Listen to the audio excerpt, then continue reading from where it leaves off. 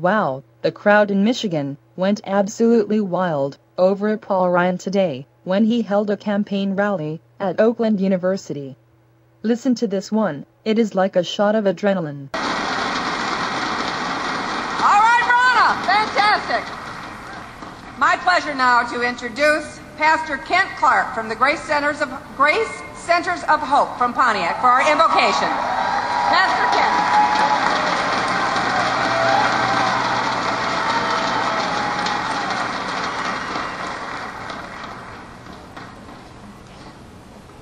Years ago on the Niagara River, there was a sign 400 yards upstream from the falls that read, "Past the redemption point." Everyone in this gymnasium knows that the writing is on the wall. This election is the most important one in the history of this nation. May God unite and awake the American people. We're nearing the past the redemption point. In this assembly tonight, we will not have to vote 3 times to have God put into our platform.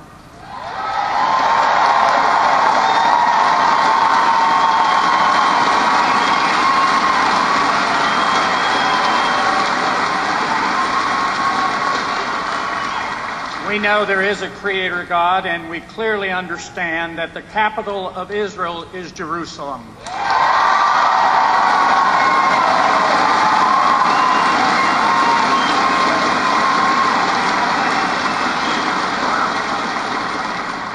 Now let's pray. Our Father, our God, Creator of heaven and earth, and all things therein, many of us here this evening clearly understand why you're not speaking to us anymore. You, as in the days of the weeping prophet Jeremiah, are like a man turned to stone. Our president has said that we are not a Christian nation, and some of us here this evening do not wear that as a badge of honor, but of shame. Lord, since you've been banned from America, things just haven't been the same. Since you've been gone and without your forming hand, we have degenerated into chaos. We know that since you've been gone, life has lost its sacredness. Lord, since you've been gone, the institution of marriage, the family, the building block of a solid society, the glue that holds society together has disintegrated. Since you've been gone, men and women have lost their sense of parenthood, and we have 800,000 children in America without a mother or father. Since you've been gone, the state has been attempting to be a parent, and it's not working. Lord, since you've been gone, we have taught our children that there is no Creator, that they're nothing but the accidental formation of gas and dust, that they have no real purpose in life. While you've been gone, we've tried to substitute the multiplicity of material things for you, and it seems our children no longer have a point of reference and cannot cope with the pains of life and are killing themselves and one another. Lord, since you've been gone, our prisons have filled, our churches have emptied. Dear God, many here this evening would like to invite you back. Please keep us from ruin. We know that a sparrow does not fall to the ground without your notice, and we know that a nation cannot rise without your aid. We know this evening that the spiritual weapons of this great nation are our most powerful resource in peace and war.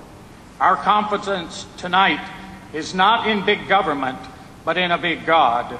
If you will accept our invitation to revisit America, we promise we will never disengage ourselves from the culture in which we live.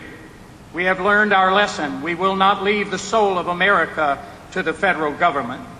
We know that America's vitality is her people, and that a country where the people rule must be a godly country. Emancipate us from the blindness of bigotry and from the cruelties of intolerance. Visit us with your Spirit so we can learn to be servants of others, volunteers and contributors who make a difference by our actions. We have learned our lesson that entitlement programs do not work, and big government passing out checks has failed to solve the social ills that plague us.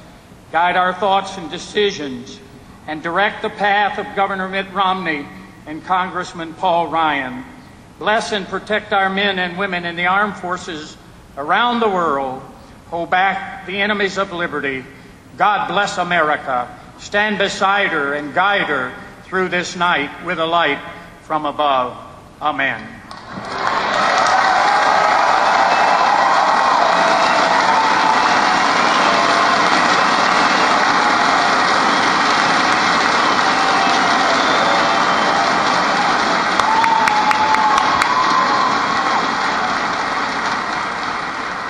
And now, to lead us in our pledge is a young guy I've known for quite a few years now. I first met him when he was in Walter Reed. One of our soldiers from my district, from St. Clair County, was out on a night mission November of 2005, lost his leg to an IED, won the Purple Heart, was with the 82nd Airborne Division, also won the Combat Infantry Badge with V for Valor, the Presidential Citation for the unit. It's my privilege to introduce to you one of our great heroes to lead us in the Pledge of Allegiance, Josh Sparling.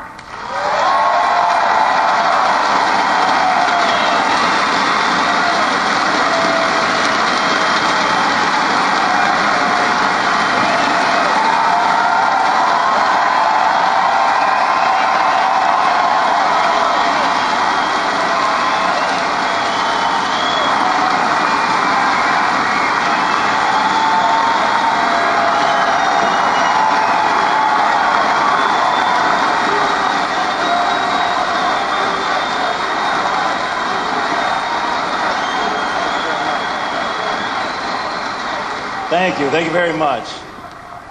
Oh, any longer we're going to delay the program a little bit. It's my honor here tonight to lead you all in the Pledge of Allegiance. It means a lot to me, and I'm sure it does to you as well. So if everybody will kindly face the flag with their hand over their heart and follow with me. I pledge allegiance to the flag of the United States of America and to the republic for which it stands, one nation, under God, indivisible, with liberty and justice for all. All right.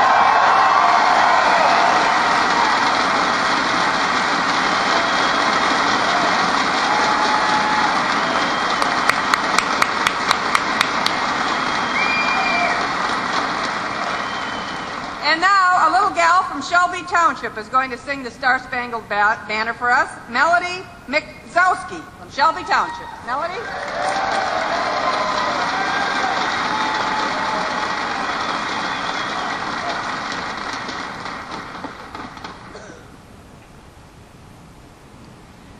Oh, say, can you see by the dawn's early light what so proudly we hailed at the twilight's last gleaming, whose broad stripes and bright stars through the perilous fight o'er the ramparts we watched were so gallantly streaming, and the rockets' red glare, the bombs bursting in air, gave proof through the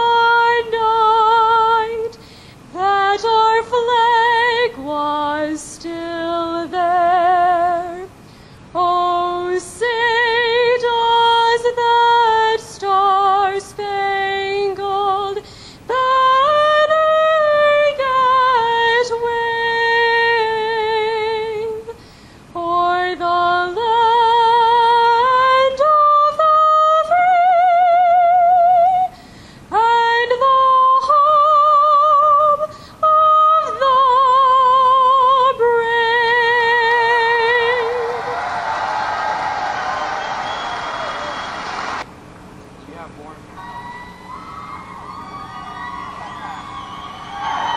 Thank you. You know, I just like to say a quick few things before I get up here. And the main reason I'm here tonight is because I do believe you have to stand for something. And most importantly, let me make the point of, I think it's so important that everybody votes. Number one. I mean, when you think about You think about so many great Americans have given the ultimate sacrifice just to have that right there. So please, everybody, vote. And, you know, it is a little difficult to put myself in this position knowing that I may alienate a few fans. But you know what? I really believe strongly that it's okay to disagree on politics and the direction of our country without hating one another. You know what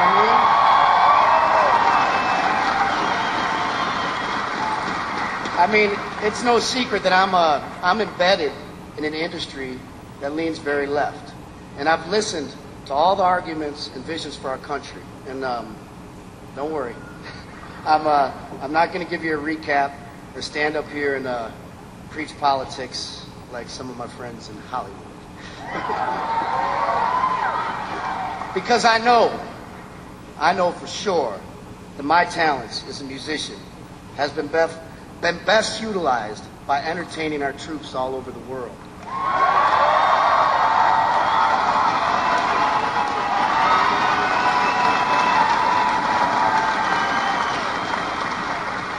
I know that applause is for our troops and not for me. Thank you on behalf of them.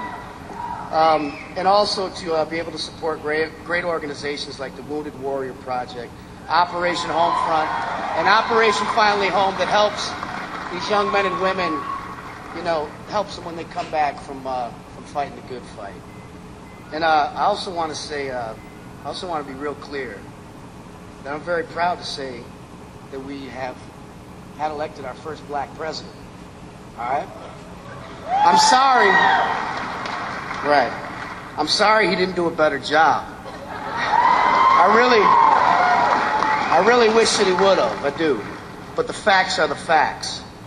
And we just saw them come to light in the last debate.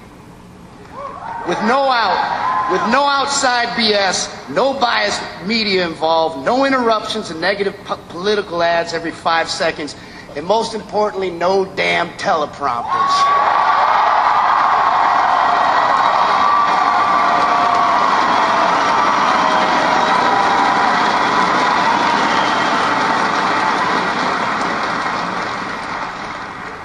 Hell, I enjoyed it so much I think I might throw a keg party for the Ryan-Biden debate.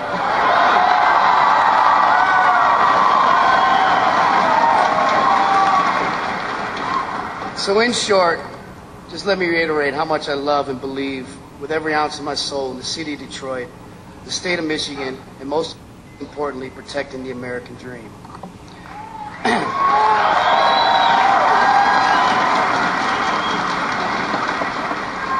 And like a lot of us, most of us, I'm a firm believer in making sure our military remains the greatest and strongest in the world.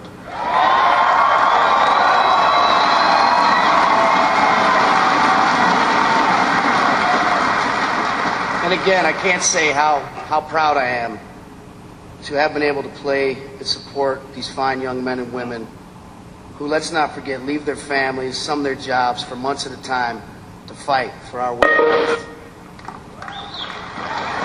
And that right there is where my politics on this stage begin and end here tonight, all right?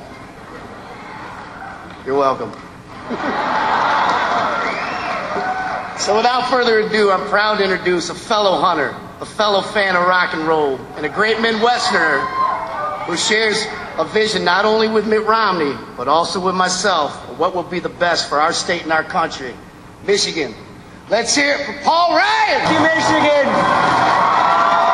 Thank you, everybody! Thank you, OU Grizzlies. Hey, guess what? I got to meet Kid Rock. Pretty cool. Actually, Bobby and I got to know each other a couple of months ago. And you know what? I love it when people stand up for themselves, when they stand up for their beliefs, when they speak their principles. Kid Rock, you are a great citizen.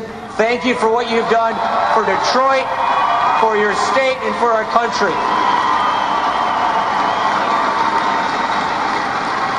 Great to have you on board. We were just back there talking about hunting. I'm not going to get out in my tree stand until after this election. But you know what? I'm going to have a great time in my tree stand taking my daughter for her first time hunting, because I know we will have just elected Mitt Romney the next president of the United States of America.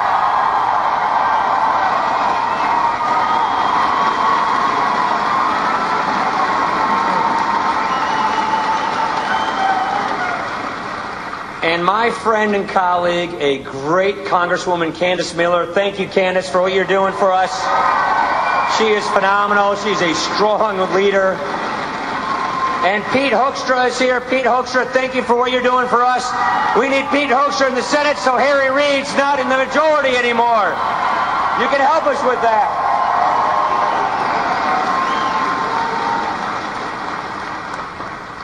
And more to the point, and I can see it on some of the hats you have around here. Kid Rock mentioned this. He's done a lot of work for this. Look at our flag.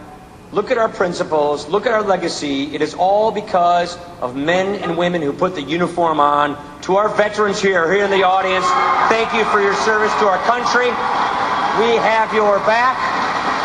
We made a promise to you as a nation, and we will keep that promise because you were there for us. Thank you. That's right, sir. And thank you for helping with the Wounded Warrior, kid. Friends, we got a big decision to make. This isn't an ordinary election. We're not just going to decide who's going to be the next president for 4 more years. We are going to decide what kind of country we're going to have and what kind of people we are going to be for a generation. We've got big challenges in this country. The president came in.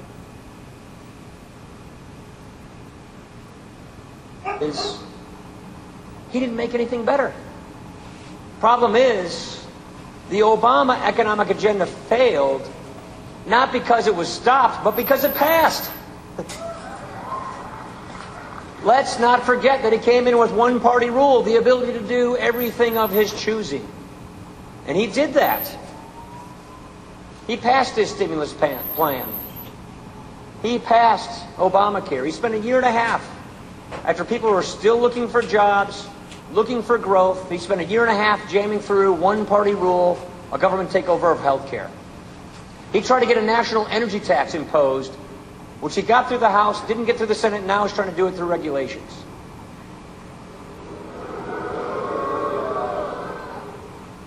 He has yet to show how we're going to get out of this debt crisis that he made worse by adding $5 trillion to our debt. I tell you what, with 23 million Americans struggling for work today, when nearly 1 in 6 of our fellow countrymen and women are living in poverty today, where we've lost 600,000 manufacturing jobs since the day he took office, the president told a television interviewer the other day on Univision that he can't change Washington from the inside. Isn't that why we elect presidents in the first place? If he can't change Washington, then you know what? We need to change presidents, and we need to elect Mitt Romney the next president of the United States.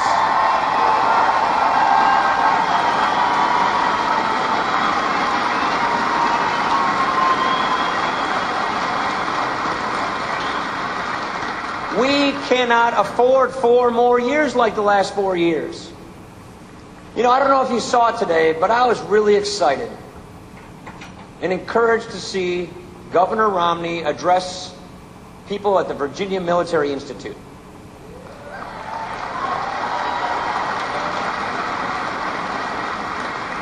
You see, when you turn on your television, what you're witnessing on TV is the unraveling of the Obama foreign policy. The world is becoming more dangerous. 4 Americans are dead in Libya from a terrorist attack, not a video.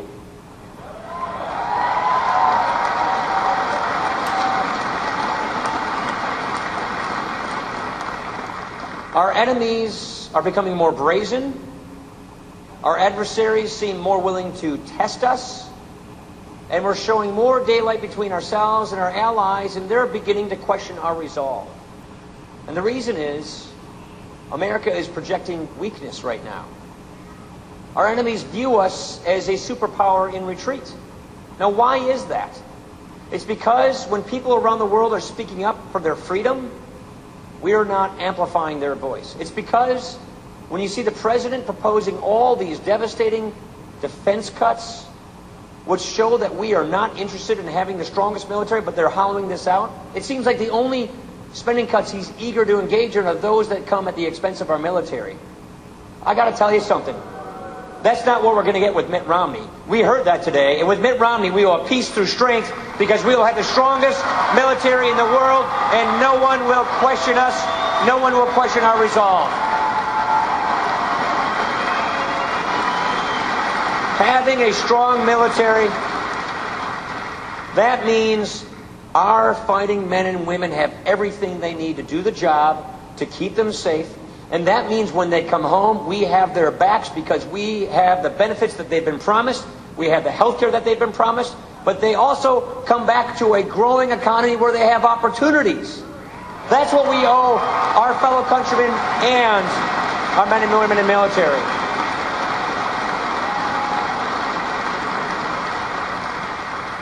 Our problem is our economy isn't even close to growing at what it could grow at. The problem is all of these ideas, all of this agenda that the president put in place, more borrowing, more spending, more regulating, more money printing, more taxing, it does not create more jobs. It does not create more prosperity. If you want to see what that story looks like at the end of the day, go home again and turn on your TV and look at Europe. If you want European results, you copy European policies, but we don't want European results, so we want to get us off this path of copying European policies.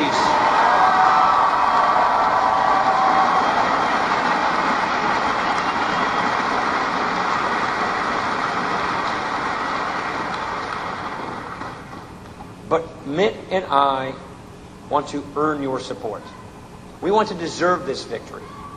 We want to make sure that when you go to the polls on November the 6th, you have an affirming choice to make. Because we owe you, our fellow countrymen and women, a choice. You get to decide what kind of country we're going to have. And that's why we're offering specific solutions, specific ideas. It is not enough for us to just criticize. Look, that's what President Obama's doing. He can't run on his record. It's a terrible record. We all know that. And so he's resorting to going from a hope and change to attack and blame. He's resorting to distortion, to division, to distraction, to try and win an election by default. We're not going to fall for that. We're going to offer specific ideas. We've shown you how we can save and strengthen Medicare and Social Security by getting rid of Obamacare, by getting rid of the rate of the Medicare Trust Fund, by preserving these programs, by keeping them there for our current seniors and reforming it for our younger generation.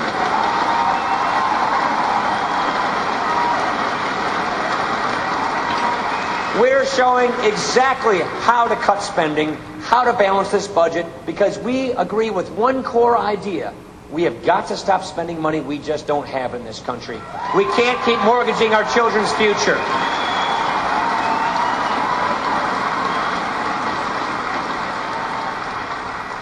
And you know what? We have a lot of energy in this country. We have an unprecedented boom ahead of us on energy technology if we let it happen. Let's use that energy in this country. Let's bring it into America. Let's put people back to work. That means more manufacturing. That means more jobs. That means approve the Keystone Pipeline, more oil, more coal, more gas, more nuclear, more all of the above, everything. That's jobs.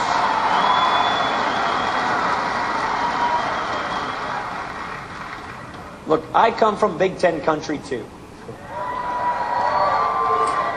I see this guy with a Wisconsin Badger hat over here, and yeah, Michigan State pretty much thumped us last year when we thought we had a shot at a national championship.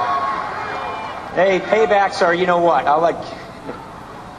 and the Packers are not doing so hot, and, you know, the Lions, Well, yeah, I know. Hey, look, but we're from NFC Central, right? We're from the Big Ten. And look, hey, you got Prince Fielder from us, all right? You know, we are really proud of him. He's still a hero to us in Milwaukee. Tigers are doing great.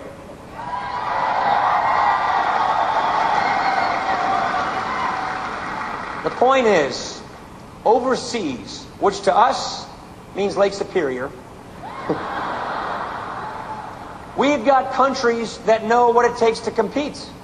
The Canadians just lowered the tax on all of their businesses to 15% last January. President Obama is promising, it's coming in current law, that all of our successful small businesses will be taxed at over 40% this January.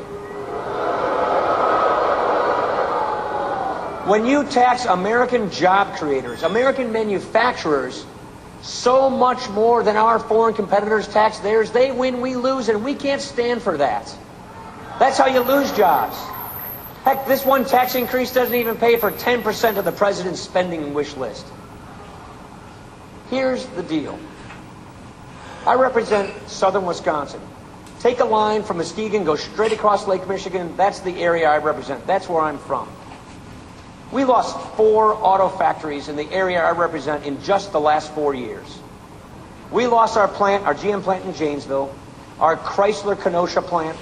We lost 2 Delphi plants in Oak Creek. Trust me, I come from Detroit West.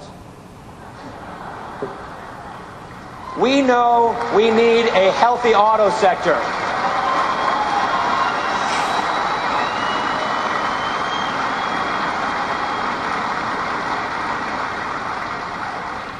I come from a GM town, and as we said in Janesville, we've always said, as GM goes, so goes Janesville. Well, we've all gotten knocked down. We've seen some carnage in the auto sector. Know this. We want the strongest auto sector. We want American manufacturing to have a comeback. And the way we do that is we stop sending all of our decisions to Washington with a government-driven economy. We do it by helping our manufacturers compete and grow good jobs and make sure that they can make more things in Michigan, make more things in America, and sell them overseas. That's what our manufacturing agenda is all about. Strong manufacturing, low tax rates, good regulations, a good energy policy. And I got to tell you, a lot of the guys I grew up with in Janesville, a lot of friends of mine from high school, they lost their jobs at the GM plant. And, you know, when we grew up, you thought that you could have the same job for your entire life. That's what our parents' generation had. A good living. You could make a good living for your family. Problem is, with a lot of these jobs gone, with a lot of people in their 30s and their 40s and their 50s and their 60s losing this livelihood, there aren't many alternatives out there. We need to make sure that people who are caught in between, who are slipping through the cracks, get the skills they need to get the careers they want so they can get back on their feet, to get back onto a path of prosperity, get back in the middle class, have higher take-home pay, go back to work. You do that with a growing economy. You do that by getting people the skills they need. And that is part of our 5-point plan for a stronger middle class. These are the things we've got to do to get our people back to work.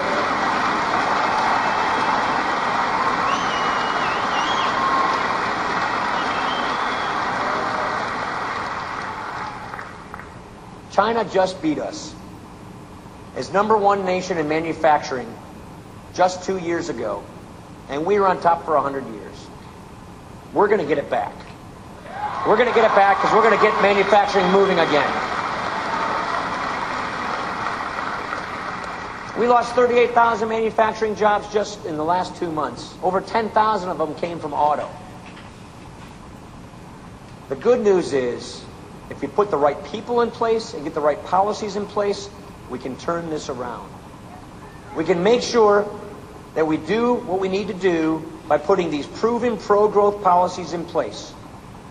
Use our own energy, get the people who need the skills, who are in between jobs, the skills they need, get the deficit under control, make sure we don't mortgage our children's future, take this drag off of our economy, make sure that the small businesses, the manufacturers, the suppliers are on a level playing field when they compete overseas. And let's also not forget that most of the people who buy products are outside of this country, so we need to make sure we have trade agreements that work for us so they don't take advantage of us, so we put ourselves on a level playing field so we can make more things in America and sell them overseas.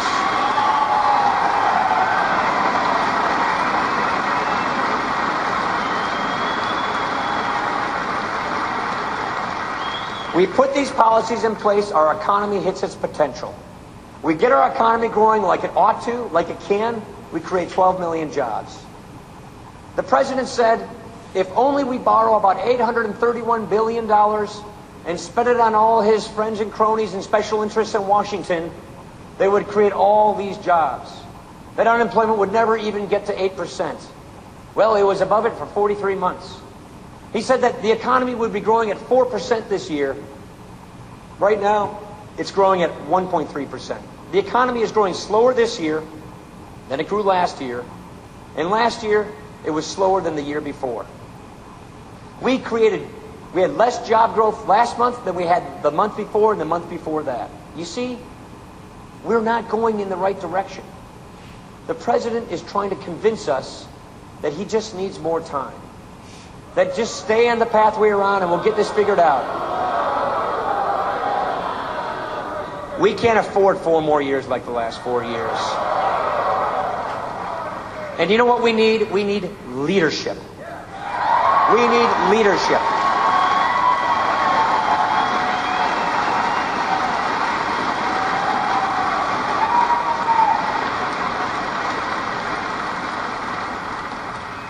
Of all the qualities, of all the examples, of the lifetime of accomplishment and of achievement, the one thing you have to admit that describes Mitt Romney is Mitt Romney is a leader. Mitt Romney is a man who knows how to run things.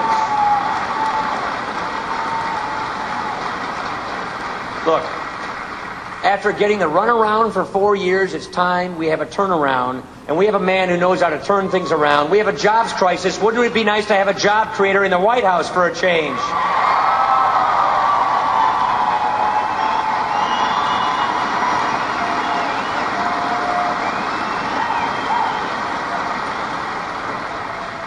When the Olympics was going down the tubes, when they were plagued with scandal and wasteful spending and corruption, kind of sounds familiar today, doesn't it?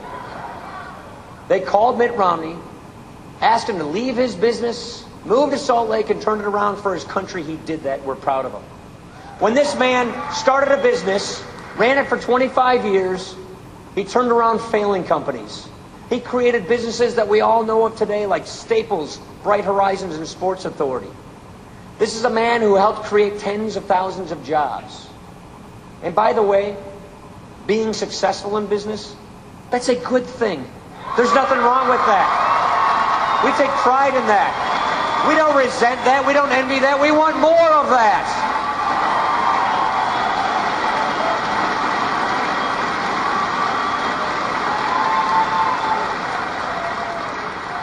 You know, thank you. And yes, he knows firsthand that if you have a small business, you built that small business. That is what this country is built on.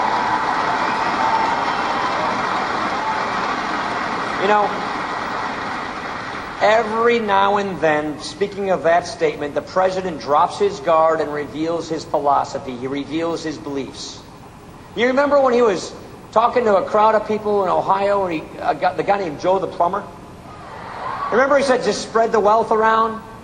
It reveals a mindset, an economic school of thought, that the economy is just fixed. It's just one slice of it, it's one pie, and that the government's job is to redistribute the slices, that your gain comes from your loss, that it's a zero-sum game. That is not how the world works. Our job is to grow the pie so everybody gets a better slice of the pie so we can grow the economy and create opportunity.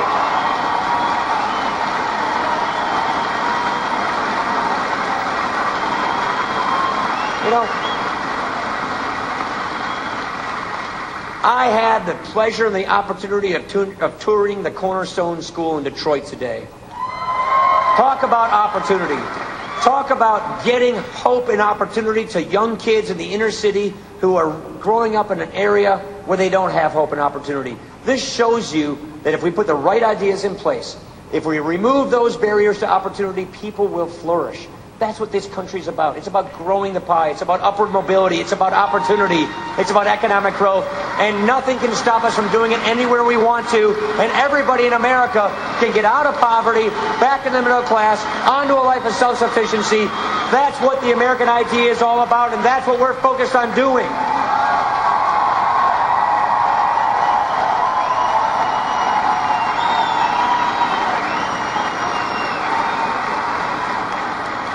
And remember when the president said that people in the Midwest, like us, they like to cling to their guns and their religion?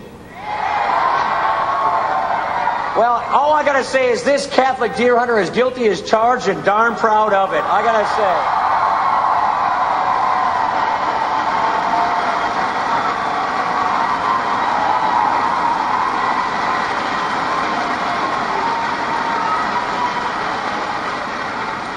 We need leadership. We need leaders who respect our founding principles, who know what makes our country great, who knows that the nucleus of our society is our families, our people, the ingenuity of Americans, not our central government. What that means is we want an opportunity society, not a government-run economy, not a government-run society. When Mitt Romney was governor of Massachusetts, this man delivered results. This is a Republican governor of a Democratic state, working across the aisle, not demeaning, not demagoguing, meeting with him every week. He said when he ran for governor, he would balance the budget without raising taxes. He came in as a Republican with all these Democrats running the place. He worked with them, he talked to them, he didn't compromise his principles, and he balanced the budget without raising taxes each and every year. And that's the kind of leadership we need in Washington. That gets things done.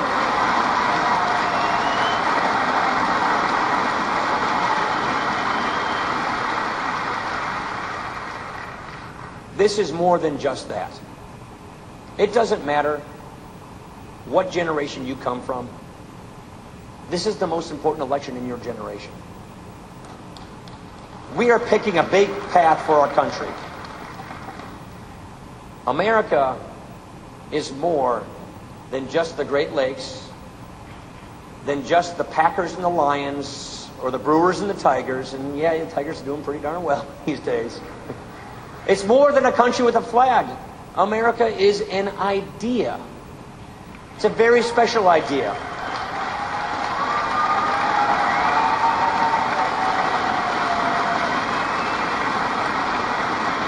That idea is very simple. Our rights come from nature and nature's God and not from government. That's who we are. That's the American idea.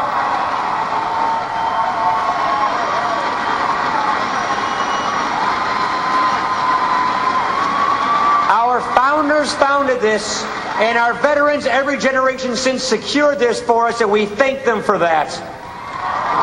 Our job is to preserve this. Here is the commitment that Mitt Romney and I are making to you, our fellow citizens. You got on this ticket a Michigander and a Wisconsinite. All right? My fellow Midwesterners, Michiganders, here is our commitment. We are not going to duck these tough issues, and we are not going to kick the can down the road like they do in Europe. We are going to fix this problem, and we are going to lead.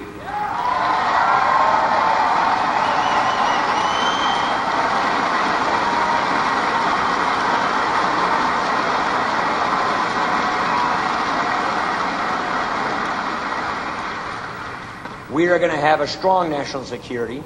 We're going to focus on the economy and getting people back to work, getting people out of poverty, getting their lives back together.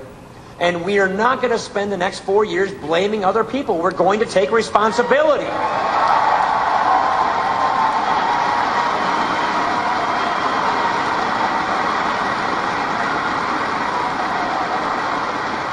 And let me say this.